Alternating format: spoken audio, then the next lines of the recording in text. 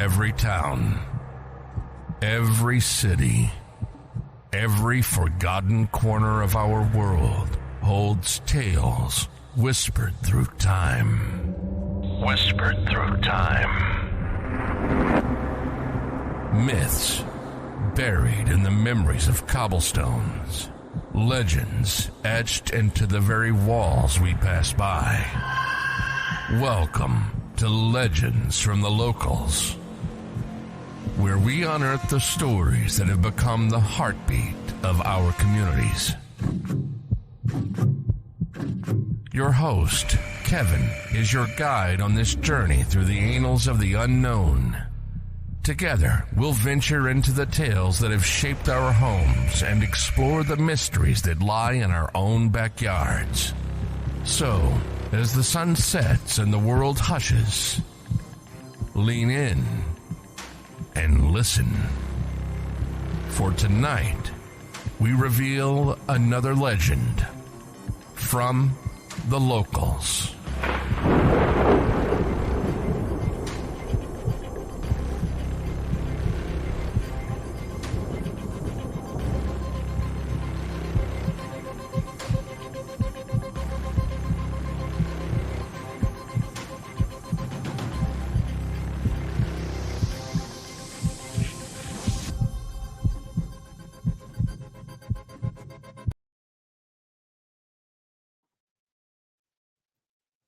Hey, Wicked. Hey, Smooth. How are you? I'm good. How are you? Excellent, because we have a great story today.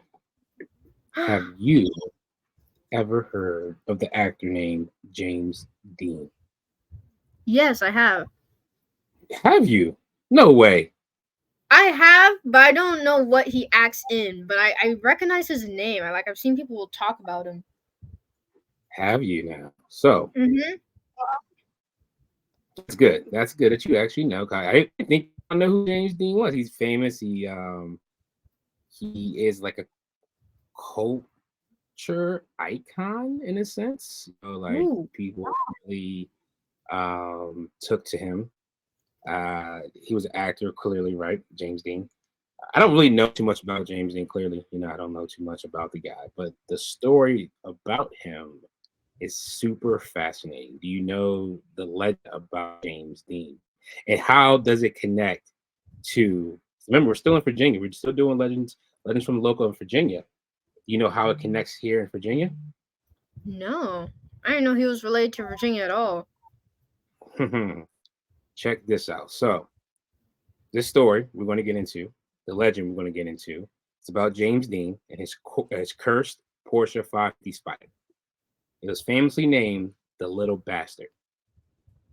So this tale is fascinated by car enthusiasts, Hollywood, and lovers of mysterious things for decades. Like, this is one of the craziest stories, and it's really weird in a sense. So let's break this down. So James Dean, as we talked about, he was an icon American actor. He was known for his movies such as Rebel Without a Cause and East of. I'm not going to sit here and lie to you. I've never seen either one of those movies. I've Me heard of the neither. movies. Yeah, I've heard of the movies, but I've never actually seen them. So he was, I guess, a big actor, big time actor. Ladies love him. He's making some money. He decided to buy in September 1955. The beginning of September, he decided to buy that Porsche 550 Spyder. And he claimed he named it Bastard. You know what Little Bastard looks like? No. Let's see. There's Little It's a Bastard. goofy looking car. It's a Porsche. First of all, ain't no way in hell I would ever be in that car. I mean, I'm a big man, right? There's no way in hell I would ever be. Would you ride in that? It's like a clown car almost. That looks. I don't even know if I can fit in there, and I'm pretty small. Yeah, like that's it's convertible. Like, that's scary as hell to be in. Like, I think I would be scared to even ride that thing. Claustrophobic. Yeah, but he called it the Little Bastard. And I guess it's fitting, right, for how small it is, and maybe it's real fast. The Porsche, I don't know. I don't know too much about Porsches and cars and things like that. Right. He bought it in 1955, right? September 1955. Tragically, though, on September 30th, 1955. So maybe I didn't find an actual date of when he purchased the car. It just said September, so it could have been maybe a week later, 2 weeks later. He was driving the Porsche when he collided with another car at an intersection in California. The impact was devastating. Dean's Porsche flipped, and he sustained a broken neck, along with external internal injuries, and he was pronounced dead on arrival when he was taken to the hospital. It was called Paso Robles War Memorial Hospital. In the same month? In the same month that he bought that. And here is actually photos of the accident. Surviving that is impossible. So, but here's the crazy thing. There's a passenger in the car with him, and the passenger ended up surviving. Yeah, the passenger actually ended up surviving. The person that hit him was a college kid, head-on collision. But I mean, imagine, look at that. Like, you already saw how small the car was, right? When he's in the car, there's no roof. It's it's a cut roof. I can't even imagine what his body must have looked like. Right, and the car flipped. Right, the car flips. That means the car like he landed on his head, pretty much. It flipped over, and he just landed right on his head. Yeah, and he said he broke his neck, and he had external and internal injuries. I mean, he was cooked, right? Like it's. So here, that's the first thing that ever happened with this car. You have a famous Hollywood actor, 24 years old. He really lived by the phrase of "live fast and die young." Like that's why he became famous, because he actually said that. Live fast and die young, and he was probably one of the first actors, notable actors, to die young. And die in tragedy. Nowadays, that happens a lot. It's more common for an actor to die young, either drug overdose or some type of accident or something like that. So this was kind of like the first of its kind. Hit a lot of people hard. You're like, damn, like this dude just bought this car, and 2 weeks later he's dead in it. You know what I'm saying? Yeah, that's crazy. And so as you see, like the car is totaled. Like it's totaled. Like it's totaled. Gone, bro. Like it's totaled. And I'm gonna leave this car up because I need people to understand, like, this car is totaled. Like, this is a devastating car crash. Oh my God. But when the curse begins of the little bastard, though. So after he dies, right after Dean's tragic death, parts of the wrecked Spyder were reportedly sold off. So I guess people were trying to salvage the car parts, whatever, have a piece of history. Oh, I got James Dean car, the car he died in. Like, that's weirdo stuff to me, but people are weird, right? It's weird. Like, you don't buy that stuff. It's like when Marilyn Monroe died and everyone sold her lipsticks and stuff instead of like giving it to her family. It's terrible. People do this to actors all the time, and it's so freaky. That is very weird, because we as a society, we become so fascinated and want a piece of like tragedy, or some piece of history or something that's like this is morbid. Like, this dude died in this car, like his neck. Oh yeah, you want to see what? This tire on my car. It's from James Dean's car when he died. Yeah, don't have that. It's crazy, right? So it's even like with Tupac's murder, when he murdered in LA. They sold the BMW that he was in, and like with the bullet holes, and it's just people just are so fascinated with death and actors. It's really crazy. But with the James Dean situation, it's like this car itself seems to be cursed. So when the car was wrecked, they sold off the car. They try to break it down for parts, involving like different parts in there. So they sold it to this guy named George Bears. He's the one who actually customized the Spyder for Dean. I guess he built it from or customized or whatever, right? And so he bought it back and he acquired it, right? So he reported it. He took the car and he kept saying like, "Yo, man, something's wrong with this car. Like every time someone drives the car or gets in the car or gets near the car, there's some type of accident. There's some type of weird aura going on with this car." Two things happen, and it's the same racing event. So this guy named Dr. William Estrid, he purchased the engine. So you see the car, like the car is still up there. You see it. Yeah. The guy purchased the engine, right, from that car, and he installed it onto his Lotus race car. I guess he's a race car driver.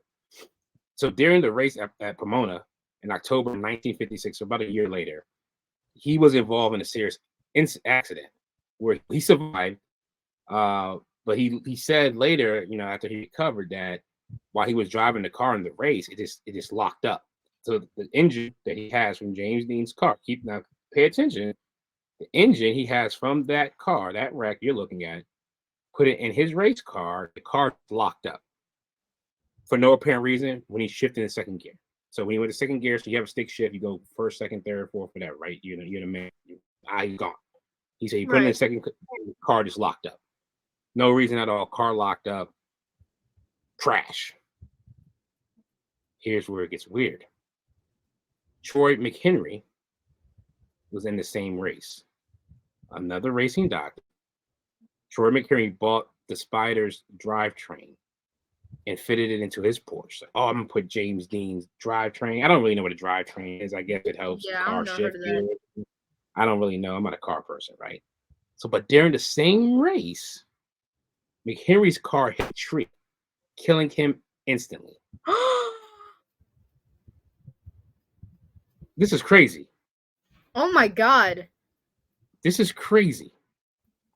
So James Dean, dead.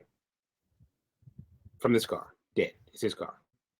George Barrows, who designed the car and modified it for him, was like, "Yo, I don't want this car anymore. It's like he didn't report what was happening. This thing is cursed. Get this out of here. Like I don't want to be near it. I don't want it. I'll just sell it for the parts." Two racing doctors, same event.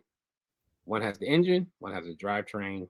The guy with the engine survives, barely, I guess. The guy with the drivetrain hits a tree. That means you just lost control of the car. You drive. Oh my God. Crash, right? You use the car. So that's 3 deaths so far. So, Barrows like just salvaged the parts again. Like he was like, man, I'll do what I can with it, whatever. But the car itself sold it. He sold it, right? He was like, man, like I guess he exhibited. I guess he like before he like officially like sold it. I guess he was like showing it off, like, oh, look at the wreck car, look at the car, James Dean, like like I guess he was not walking around, but just going from city to city with this wreck car. Like I guess, and I think he, in the research I was doing, it was kind of showing like he was saying like, hey, like don't be reckless with cars. Like this is what happens. Like look what happened to James Dean. Good lesson to teach. Yeah, like this dude was reckless with the car, right? But and I guess that happened in from 55 all the way up till 1960. So when 1960 came, the car disappeared. Vanished. The car disappeared. Just out of thin air. Check this out. While being transported in 1960, the car vanished. The truck it was on arrived at its destination, but when it opened, like the trailer, right? The Porsche was what? I'm baffled. Gone. Despite its fame and uniqueness of the wreck, This car was never seen again. Killed 2 people. That's crazy. And left 3 and people. bounced. 3 people and bounced. This car was never seen again. Vanished. Thin air. Over time, many speculated like where it might have gone, like with claims ranging from like secret collection and being hidden beneath buildings, right? So no one really knows where this car went. No one has any idea what happened. So this is why it gets to Virginia. It's called the Mechanicsville claim. So one of the most persistent rumors, I guess this is like the top rumor, is the car hidden away in a garage in Mechanicsville, Virginia.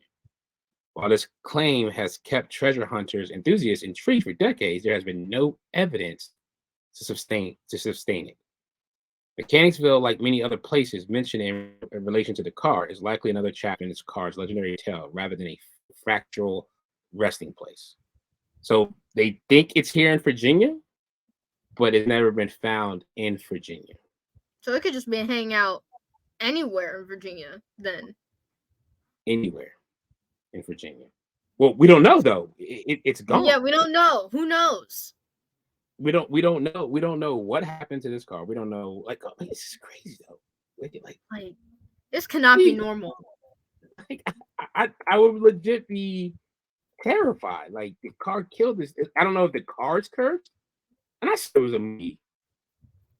Yeah, I mean, this car took out lives and then bounced. Never was found again. Oh man. That's insane. This is not normal. I'm trying to think of some logic and nothing is coming to mind. Like this is not normal. Gone. Like it's gone. Like I've been researching. Like I was trying to like find like anything about this car, and it's gone. It's oh my god. This is creepy, bro. It killed 3 people. Peace. And I was really I'm out. So, what in the world? So he bought the car, right? It's just weird because it's almost like prophet, like he was like a prophet because a week before Dean met before the crash, he met a British actor named Guinness in Los Angeles, and Guinness had an ominous feeling on seeing the Porsche. Like he saw the Porsche, like he was like, you know how you got that feeling in your gut, like yeah, I mean, maybe I shouldn't. Something's not right about this Porsche, right? And he wrote in his diary later, saying like the sports car looked sinister to him. Ooh.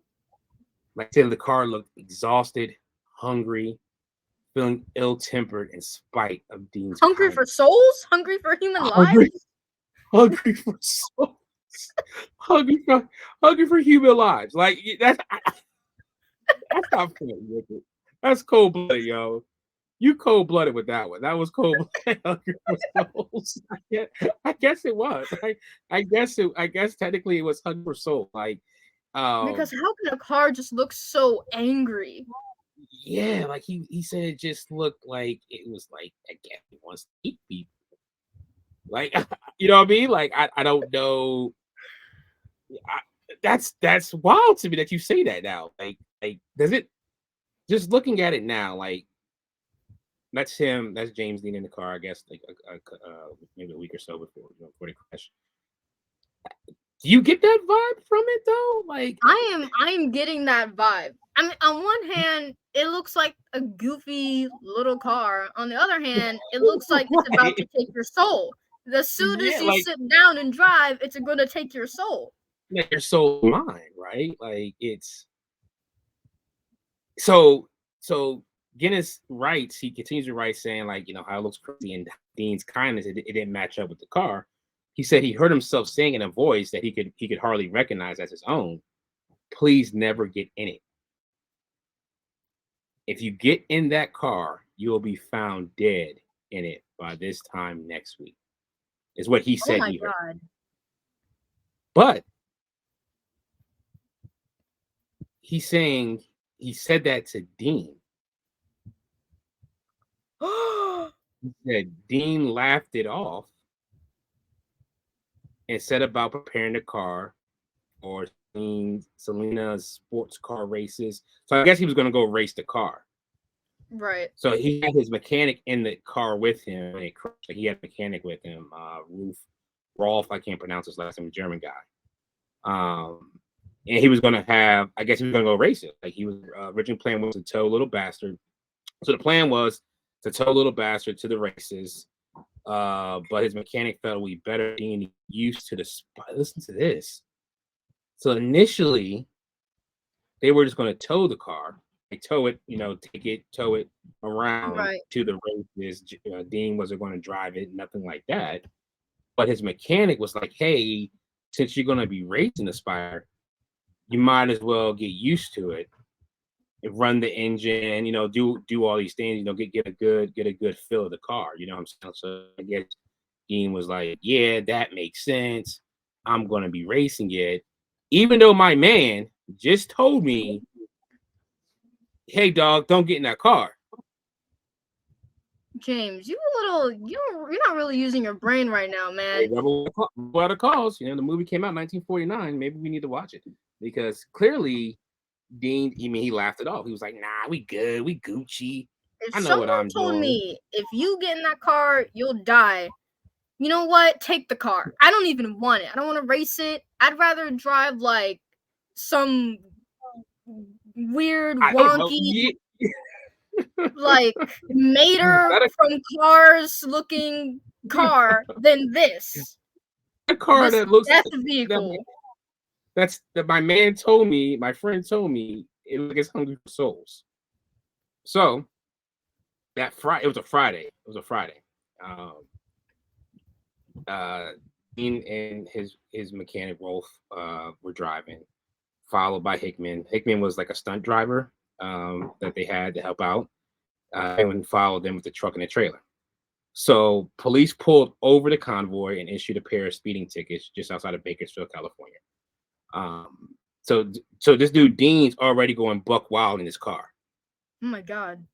He's already just going nuts in his car and driving super fast around corners and things like that. Like that's what it sounds like he's already doing. Like he's already like pushing it. I guess his man's next to him. Yeah, I guess his man's next to him. Like, yo, this these corners. You know what I'm saying? So he got tickets. So look, several chances to save this young man's life. Hey, don't get in this car. You're gonna be dead next week. And now the cops are like, hey man, slow down. Hey man, slow down. Every warning that could have possibly been said was just ignored. Like it was just like, nah, I'm a down one. So you tripping? No one's gonna die in this car. And then you right. So your man James Dean, like was barreling down, I guess they say along Route 46. He was going about 85 miles per hour. And that's when the college kid, the college kid's name is Donald Turn Up Speed.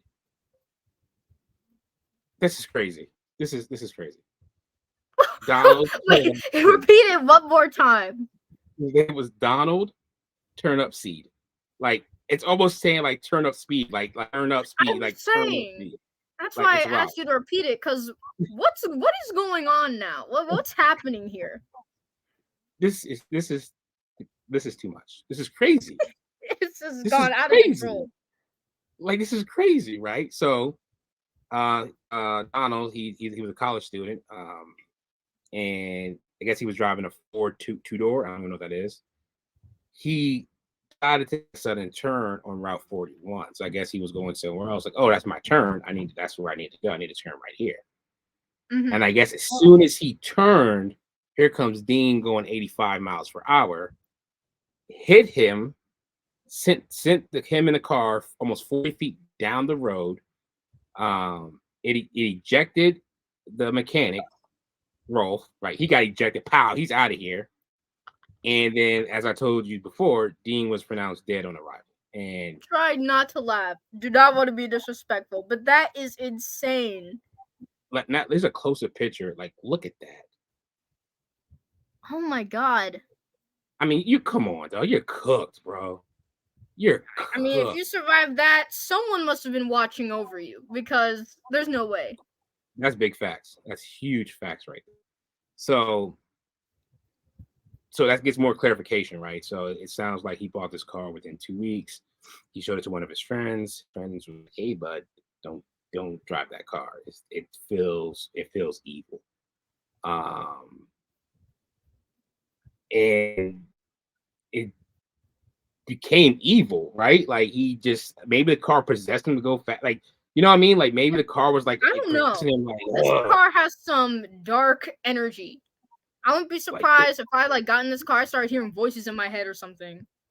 So yeah, like it's wild. So and as I told you about like the other doctor, the racing doctor. So like the insurance company's like, yo, this is the total loss. Like the insurance company said the total loss. Like the car is cooked. Yeah. It was actually, so the doctor I told you about, Dr. William Esridge, I think that's his name. So he bought the car. To more detail about that, he bought the car, the Porsche, from a salvage yard. He actually bought the car. Like, oh, Jane car, I'm gonna buy it in Burbank. So he decided to proceed to strip it for parts. So he's like, I'm gonna strip parts. I can't really use it, but you know, it has a good. Maybe the engines. I don't understand. Looking at this picture, how can one say this engine is still good in this car? I'm gonna use it. How can someone walk up to this car and be like, I can save it. I can do something with this. Right, like it doesn't make any sense. So it just doesn't make any sense. So this is how it all connects. So when Dr. Esridge, I think Esridge, when he bought it from the salvage yard, he was like, "Hey, I'm gonna use the engine for my Lotus 9 race car," and then he loaned transmission and suspension parts, which is the drivetrain that we talked about earlier, to that fellow doctor and racer Troy McHenry. So Esridge crashed the Lotus in 1956, as we talked about, surviving. But McHenry wasn't as lucky, right? Hit a tree, was killed in the same race. And so that's how the curse of the little bastard gained strength, right? So we talked about that's how it really that's insane. Like, yeah, it's coming a full circle here. Yeah, like, so remember the guy George Barris I told you about? Yeah. So he was called the King of Customs. He called himself the King of Customs. I don't know. Maybe that's a cool name back in the day, back in 1960s or whatever. So he bought the Spyder. So he told everybody he's going to rebuild it. I'm going to rebuild this thing. I'm going to make it better. Blah blah blah blah blah. When the mangled frame was found to be beyond recovery, like how are you going to fix this car? Like, come on, what are you talking about right now? Chose to capitalize it on the cars on the right. That's what he did. So that's what we're talking about when he's like, he would let the Porsche like be loaned to different national safety councils, and how he would say how the councils would go around saying like, hey, this is what happens when you drive reckless. This is what happens. You die like James Dean. They did that from 1957 to 1959. It went on a gruesome tour of car shows. Like I guess it was everywhere. It was at the bowling alleys. But I guess in March 1959, while in storage in Fresno, in March of 1959, while in storage in Fresno, the car caught fire. Combusted? Mysteriously caught fire. But here's the crazy part. It suffered little damage. This caught on fire. From the underworld. Yo, like, it caught on fire. But nothing was really messed up. Maybe some paint here and there. And here, check this out. It's in a storage. It's in a storage with other vehicles. And it didn't spread. The fire didn't spread to no other cars. So it just caught on fire. Didn't hurt any other cars. And it had a little bit of damage. So, Bear's trying to capitalize off of the car that killed James Dean, almost killed 2 other people and killed another person. He sold 2 tires from the car. Listen to this. This is insane. Both of those tires that he sold reportedly blew at the same time, causing the new owner to swerve off the road.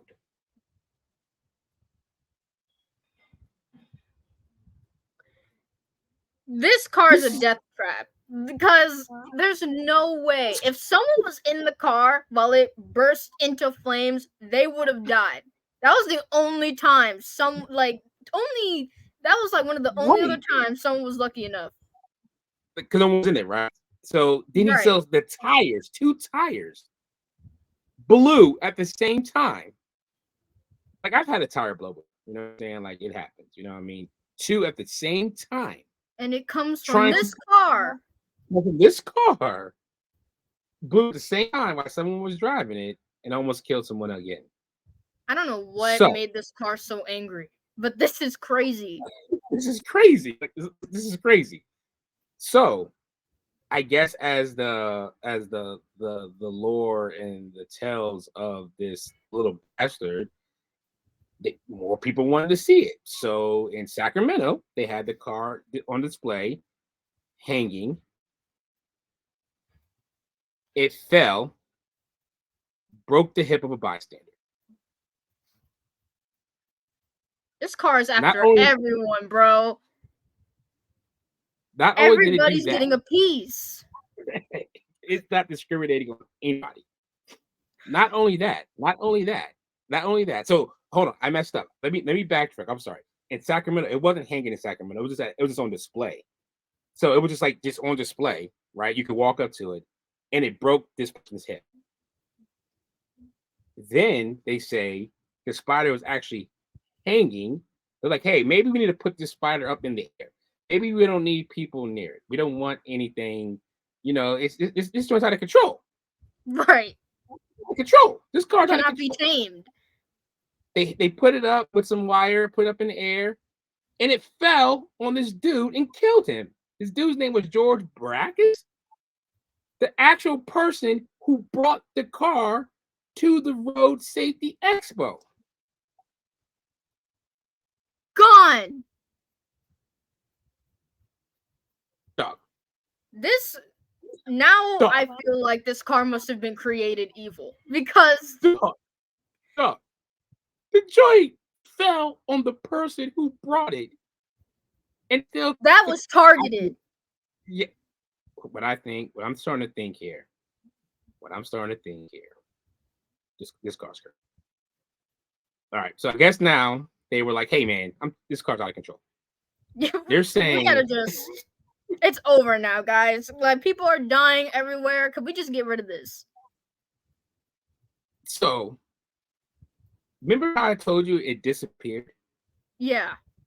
In the truck. Not only did it disappear, it was sealed. Like it had like a seal on it, like saying like, "Hey, like it's sealed. Like you can't break the seal." Like it was sealed boxcar. It was going from Miami to Los Angeles, I guess, to be displayed again, right? And it's gone. So there's $1 million reward for information about this car whereabouts. Why would anyone go searching for this death trap of a car? I mean, I wouldn't. Don't tell me you would try and find this car for $1 million. I mean, smooth. You cannot be for real. Listen. Crushed a guy, burst into flames, popped tires, killed James Dean, killed this other guy, rammed into a tree, and you want to go find this car for $1 million? I mean, $1 million a lot. You're not right, because you could offer me $1 gazillion, and I wouldn't You're not going to look for it. No, I'm not even gonna make eye contact with it because it might just want to kill me. No discrimination. It's after everybody, and I'm not gonna be next. I'm not looking for this car. I feel you. Like, so he named it Little Bastard. I guess that's the nickname like Hollywood fans gave him. So he had it he had to put on the car, so that's why he got the name Little Bastard.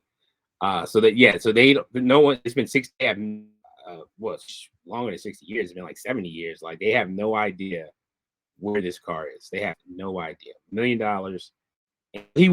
I guess James Dean was big into racing. I don't. That's maybe a thing. Live fast, die young. That's his thing. No hate on that.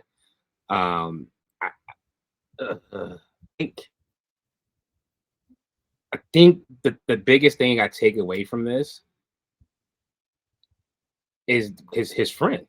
His friend saying like he stayed like he looked at my watch and like it was weird. He said that Dean's shiny silver vehicle, when he saw it, quoted, he said, I looked at my watch and I said, if you get into that car at all, it's now Friday actually, 10 o'clock at night. And by 10 o'clock the next Thursday, 10 o'clock at night next Thursday, you'll be dead if you get into that car. You knew. I mean, like that's wild though. That's chilling. Right? How did he know that? Why does he know that? What's going on? That's weird. But so it seems like he just he was driving it seemed like Dean lost control of the car. And that's kind of what happened. He was going too fast. He drove unsafe speed. I think his buddy next to him was like, "Yo, go faster, go faster." Lost control, hit the student. And that's it. Like, and the crazy part is, remember Donald Turnip Seed? Yeah. Had a scratch. He had a few scratches on him. Nothing major happened to him. You definitely need to be like either in this car or have a piece of this car, and then your fate is sealed. It's crazy. Like this is savage car I've ever seen. I don't understand why they just like rip this damn car apart or like blow it up. You know what I'm saying? Like, would it even work? I mean, flames didn't even work. right. So, what's more popular, James Dean or Little Bastard? This car. Definitely. I mean, now we think about it, like, I think the car is actually more. The car is actually the legend. That reminds me. Like, when I heard about James Dean, one of the first things I learned about was this car. I didn't realize it was the same car, but it was this car. Really? Oh, really? Yeah, I was like reading. I was like, James Dean, I recognize this guy from somewhere. And they mentioned this car, which I realize is now the devil's car because it's taking souls. that's who it belongs to. Like, that's who it is. That's mind blowing. It belongs to Lucifer. It should be called Little Lucifer. Like, yeah, little devil, little something. And then I guess how it just tied into Virginia, because they say they think it's in Mechanicsville, Virginia, which I don't think it is. I think this guy, George Barris, who took over the car, I think he lied about the car being stolen. I don't, you know what I'm saying? Like, I think he just wanted to keep the mystique. I mean, it's clearly documented that this car fell on people. This car broke hips. This car's tires blew out. Like on other cars, like it's documented. This car is crazy, and his man told him like, "Yo, don't get in that car. Lays out for blood. Do not take a seat on this car." Yeah, and like if I'm seeing this, I'm turning around immediately. I don't want to be on James Dean Street. No thanks. Next thing you know, like the ghost of that car is gonna ram into me and I'm gonna die. Like I don't want to be anywhere near this at all. Yeah, I don't think this is where I want to be in my life. I don't want to be this because I don't want to end up like that. That's not how I want to end up. You know, like rest in peace, James Dean. I get it. You know, you got the Need for rest in Speed. peace to all those people. But this car, this car, it gotta go. It's gotta be. It's turned into a tuna can or something. like bring the SWAT team, bring the army, bring something to get rid of this car. For this little devil, man, because this thing is unstoppable, man. And I think there's a movie called I wonder now that I have you here, if the movie Streetcar Named Desire movie, it came out in 1951. I wonder if is it about James Dean? Ooh. Let me do some research real quick. I don't think so. Yeah, okay. I know I didn't really research this. I didn't think about it until just now, but I don't know. I would have to actually look on it on the phone and see if it does, because yeah, I don't really see anything right now on a quick search about it. It would make sense if it was. I think Streetcar Named Desire was like a crazy car. I think. It makes sense. I never seen it. You know, I'm not gonna sit here and lie like I seen the car, but I think it's either the car made people like horny or like I don't know. Like it's a streetcar. Whoa. I don't know. Yeah, I don't know. Yeah, maybe it has no connection at all. So I could be completely wrong. I just thought for some reason maybe it had a connection. But this was a great episode. This was crazy stuff that really connects with the legend. But this legend so far, I mean, the Bunny Man, we did the vampire. The Bunny Man was super crazy, but this car right now may be the number one seed. Yeah, I mean, so I'm thinking we gotta make a board, right? When we get like into like episode like 10 or something. Like and we gotta like and I think we gotta like do like almost like a 1v1, like okay, little bastard Bunny Man, like who, like which one is more crazy, you know what I'm saying? Battle like, of the Legends. Yeah, like Battle of the Legends. I think we could do that like at the end of the year, like Battle of the Legends type thing, because this is wild, man. Like I didn't really know. I didn't know anything about the little bastard. Yeah, I about lost for words because there is no logic behind this. This car's just evil. Like that's the only conclusion there is. This car's just evil. That is right. The car is just evil, man. And so that was good. That's a good lesson learned. I mean, I kind of makes me not ever want to get a Porsche. Like I don't know if I can afford one. Yeah, I don't know if I ever want. No, I'm definitely gonna have a rooftop. This is not the car I'm gonna get. Right, I'm definitely gonna get a rooftop. So I'm out on that one. I think so, but I thought that was really good. I thought it was a little different, just to kind of get that in there. I think the next one we want to do, and I've been looking and torn between. See, I get really antsy. You know, I get antsy. I think. Well, we'll talk about it as we go through it, but I think I want to do the Lovers at a Quiet Church. I think because I grew up there, Stafford. I think it's close to home. So when I was younger than you, like that legend was told to me. Like when I moved down there, I was like 10 years old, and like from that point moving to Stafford, like yo, that church is haunted. Like I don't go in that church. You know what? Ask your mother about that church. Ask your mother about that church. We went to the drive. I drove up. You were actually there. You were a baby. Really? You, your mother, and Uncle Larry we drove up the driveway of that church. My friend was talking about that church last night. We were watching a movie. Yeah. And he was like, "Oh, have you heard about this church?" And I was like, no." I was like, "Well, you should do it because it's in Virginia. I can't believe you don't know about it. Judging me, all that." But that's crazy. Yeah, that's the actual church. So That's I think that's where we're going. I think that's what we do. I think we do. We'll go there. And the fact that you don't even remember you were in the car seat and you were there. We didn't go all in because Uncle Larry started freaking out. So I went up. I had to turn around in there, and I was scared. I ain't gonna lie to you. I was scared, but good. So hope you enjoyed this one, guys. Hope everyone enjoyed it. Hope they had a good time.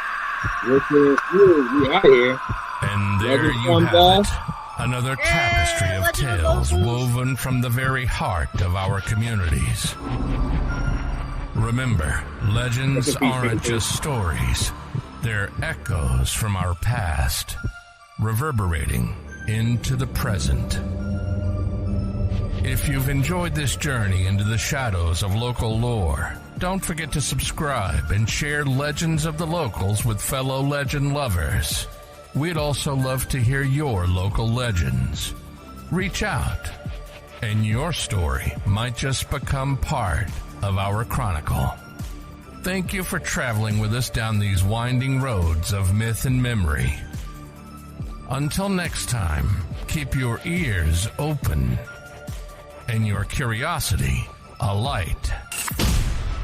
For legends live not just in old books and whispered tales, but in the very air we breathe. Farewell, dear listeners, and may legends always light your way.